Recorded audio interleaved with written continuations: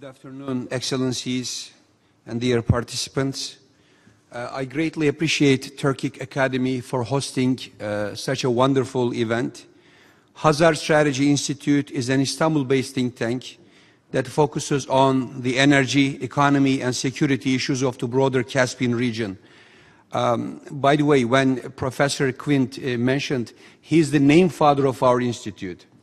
What I mean as a name father is that we call our institute, we used to call our institute as Caspian Strategy Institute. And when he attended 3.5 years ago to one of our Caspian forum, he called our institute Hazar Strategy Institute. And just a few months ago, we changed our name to from Caspian Strategy Institute to Hazar Strategy Institute. So I greatly appreciate for Professor Vladimir Quint. We have been working on Silk Road through the Caspian Transit Corridor for almost 2 years. We have published some reports based on these fieldwork and workshops. You can find on your desks one of our publications which we published with Turkic Academy during last year's Astana Forum. Based on our work that we did so far, I can easily say that Silk Road through the Caspian Transit Corridor has a great potential to create synergy for the broader Caspian region. Silk Road through the Caspian Transit Corridor has already been contributing to reach the 2030 Agenda for Sustainable Development Goals.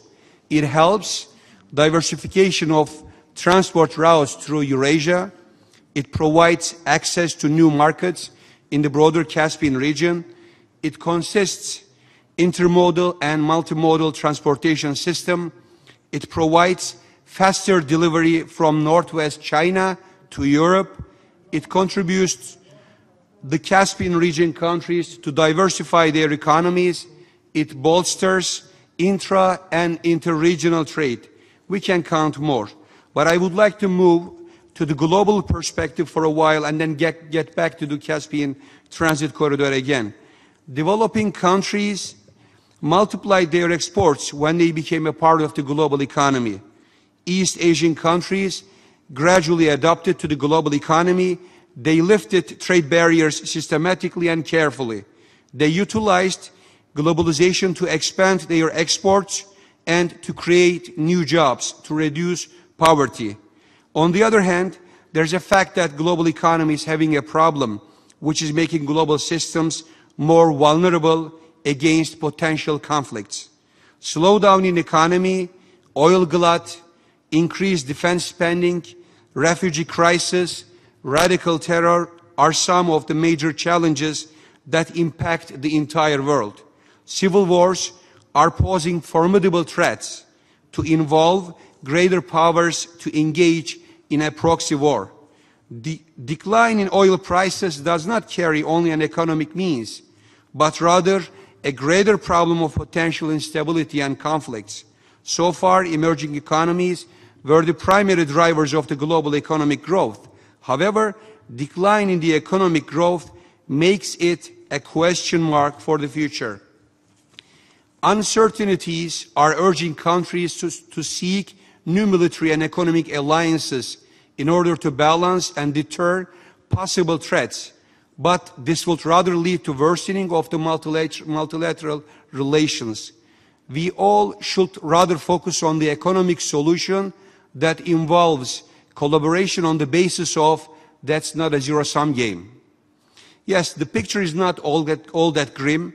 There are some positive developments, such as removal of sanctions against Iran, increasing consciousness over climate change, and creating synergy along the Silk Road for Agenda 2030 is a major step.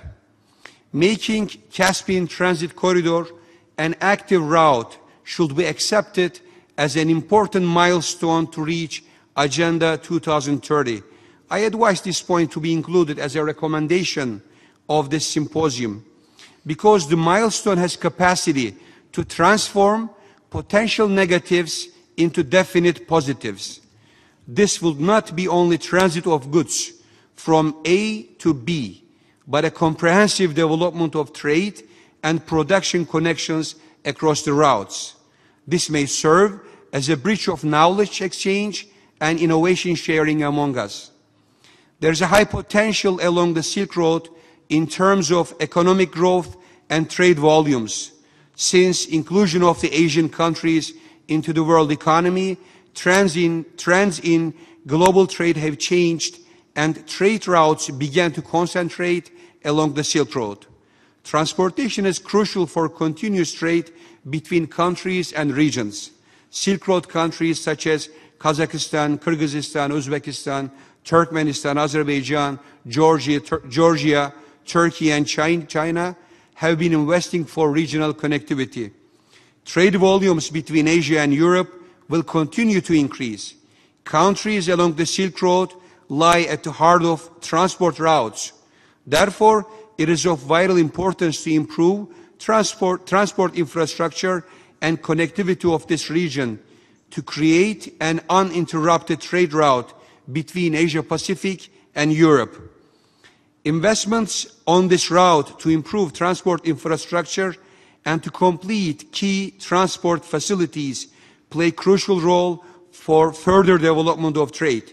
In that sense, coordination and collaboration among Silk Road countries and international community should be achieved to accelerate efforts and to take necessary steps for regional connectivity. Thank you very much.